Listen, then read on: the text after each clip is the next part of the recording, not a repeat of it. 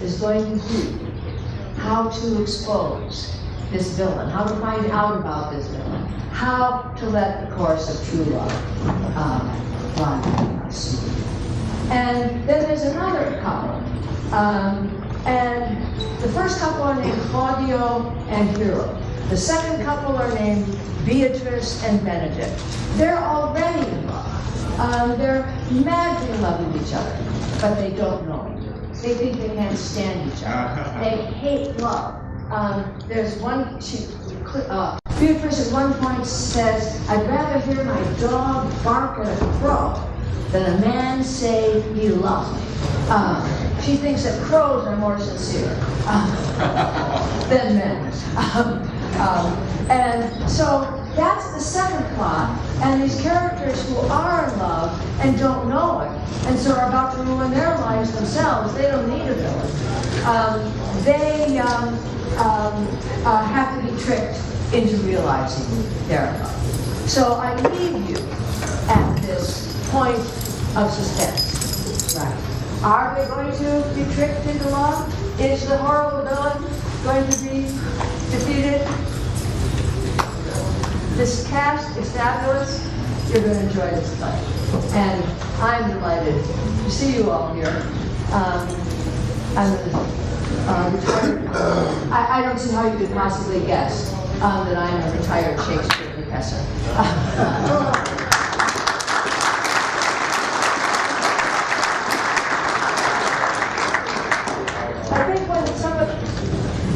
I think when the guests come in, some of you may have to squeeze over to make room for seats for more people, because this room is pretty full. Thank you, Judy. We are waiting for a few more guests, and while we're waiting, I'm going to hand out some programs that tell you the cast for our play. So we may not have enough, so some people may need to share. We've added that there's going to be some idiot police in this play. That's a special touch for your enjoyment.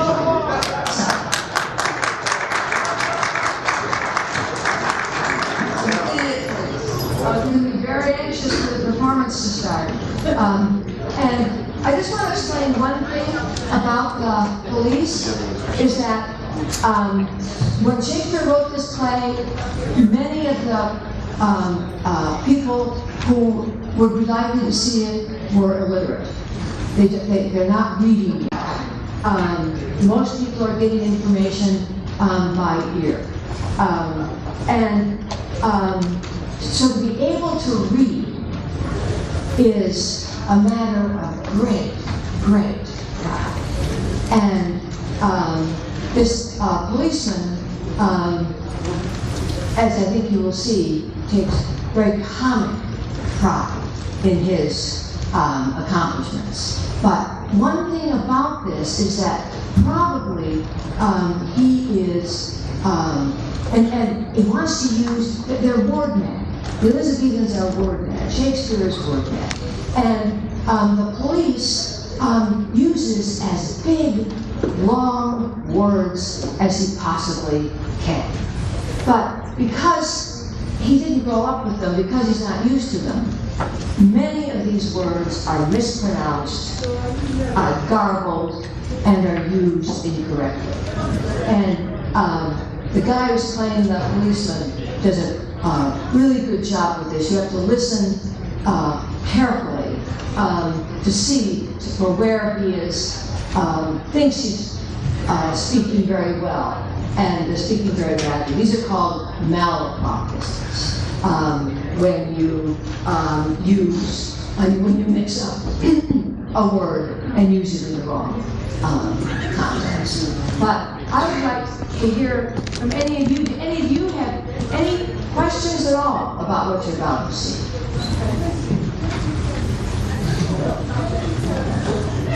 No.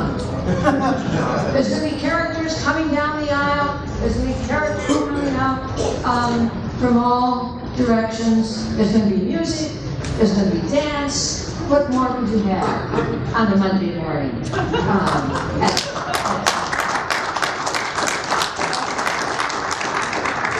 Hopefully you will not see. Oh, here's a question. Tell us about the setting. The setting. Good. Thank you. Right. The setting is in Italy. The soldiers who are arriving at the beginning of the play are Spanish, and they have been, the battle has been in Spain, and they are marching back to Italy to a great house and an estate, and there they expect to be entertained, and they're greeted very, very warmly by their host. And that's where, in Italy, it's the scene by the British, who are frequently cold and have very little in the way of fresh fruit and vegetables to eat at this time. They mainly ate fish and seafood. And some people say that the great spice trade that sent ships out to India to bring back all the spices that we're familiar with today, that was in order to mask the off flavor of their rotten meat. So here they are starting at this banquet. Italy was seen as a place where the meat was fresh, where the fruit and vegetables galore, and it had a merry temperament. The people had a merry temperament because it was a warm climate. This is also a play. I don't know. So, any other questions? I'm used to winging it, but this really. Okay, could you tell Aragon? Yes. And this is Spanish. Yes. And so Don Leonardo is Italian. No. He's also a No. There's one noble in the play, and that is. Oh, here we are. Good. We're finished. Thank God. Thank goodness. Thank goodness. Thank goodness. Thank you very much, Judy.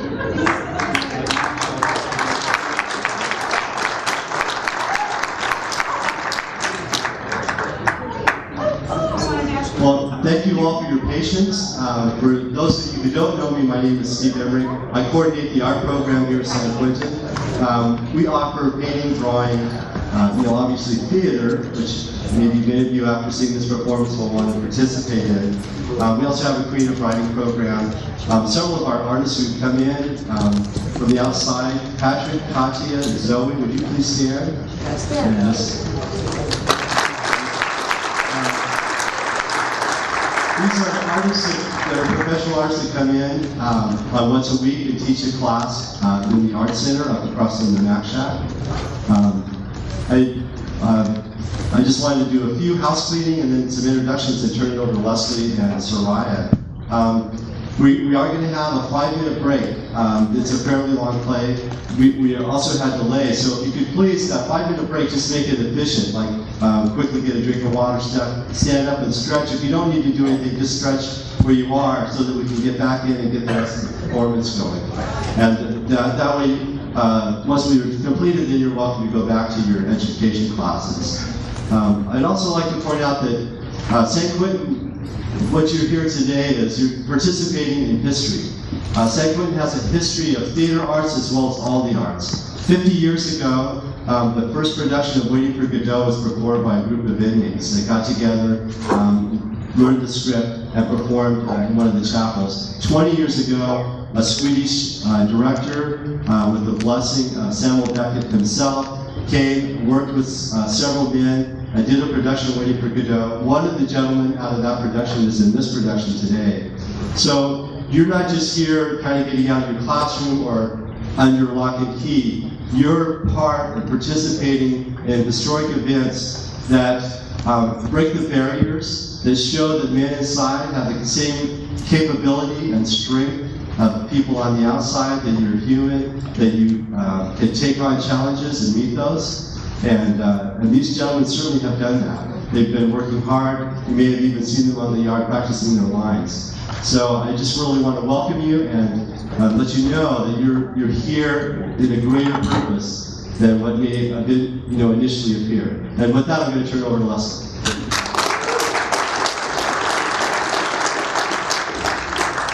Thanks, Steve. We wouldn't be able to do Shakespeare at San Quentin without Steve Emmerich, and I would,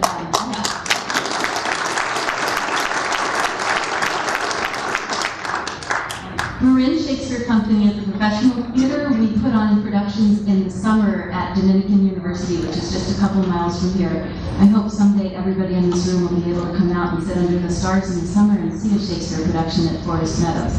We also do Shakespeare education programs with students starting from 5-year-olds, elementary school students, middle school students, and adults, and we're very happy to share Shakespeare here with our student actors, because our actors today are all students of Shakespeare. They're all studying Shakespeare here at San Quentin. We believe that Shakespeare is something that should be shared with everybody. Shakespeare was perhaps the most thoughtful writer who ever put pen to paper. His characters and stories have something to teach us all. His vocabulary excels any other writers. And the performers you're going to see today have spent the last 7 months working with this material. They've had a weekly class. They put in a lot of time outside of their class, learning their lines, and you can see our beautiful scenic artists have created some beautiful backdrops for the play. Soraya Keating, the director of this play, has brought her passion to this production. And I'd like to thank also Jonathan Gonzalez, who was our first Shakespeare teacher here at San Quentin. We've been doing Shakespeare classes here for 5 years, and this is the first time that we've been able to do a performance in the chapel, which has allowed us to invite all of you all to join us here today. And so we're very grateful to the people at San Quentin who allowed us to be here in this room so that you could share this today as well. At the conclusion of our performance, for our outside guests, we'll have a question and answer time with the director and the actors. So if you have any questions, we'll answer them then. I hope you will enjoy this performance. It's just a great pleasure to be able to bring Shakespeare to you all today. Thank you. Let's go on and start the production.